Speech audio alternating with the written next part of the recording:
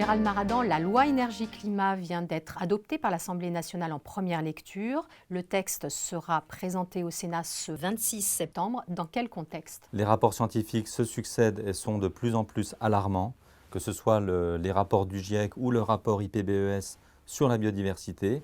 Et puis encore récemment, l'ensemble des laboratoires de climatologie ont mis à jour leurs prédictions et annoncent une possibilité d'avoir une augmentation de température de plus 7 degrés à horizon 2100. Or, au-delà de 2 degrés, on franchit des seuils vers des horizons qui sont inconnus avec un risque d'emballement de la machine climatique. Donc aujourd'hui, on est dans le scénario du pire de ce qui avait été imaginé il y a 10 ans. Alors justement, cette loi, elle doit répondre à cette urgence écologique et climatique. Quelles sont ses principales mesures? La loi était nécessaire sur 3 points. Le premier point, c'était d'inscrire la neutralité carbone à horizon 2050 dans la loi pour s'aligner sur les objectifs de l'accord de Paris. C'est également de diviser par 6 les émissions de gaz à effet de serre à horizon 2050. Le deuxième point consistait à replanifier l'équilibrage énergie renouvelable nucléaire en reportant à 2035 l'objectif de 50% du nucléaire dans la production d'électricité. Le troisième point a consisté à inscrire dans la loi l'urgence écologique et climatique dans le Code de l'énergie.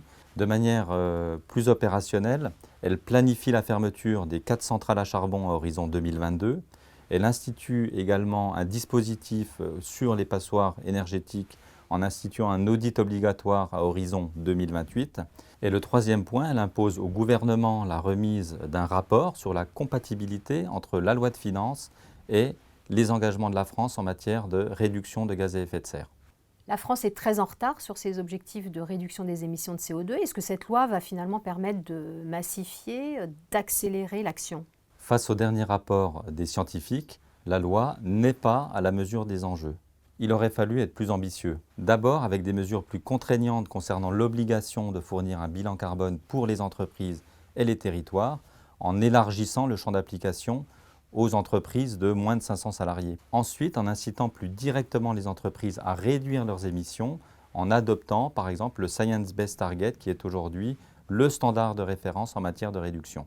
Troisièmement, avec des incitations fiscales, comme ça a été le cas des aides de l'ADEME pour les bilans carbone il y a une dizaine d'années, à s'engager dans cette démarche de réduction, mais également de compensation des émissions. Alors si on revient à la vraie avancée de cette loi concernant la neutralité carbone. En effet, c'est la première fois que de manière explicite, on mentionne la neutralité carbone dans la loi française.